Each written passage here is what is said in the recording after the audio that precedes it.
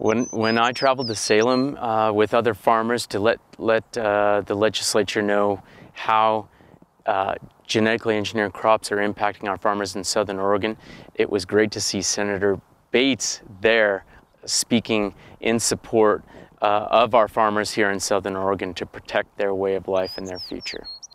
Well, I think we did it already to a great degree. We got that GMO passed. Peter Buckman and I fought that tooth and nail. Again, a party divide on it. Democrats wanted to have opportunity for local communities to be GMO-free if they chose to.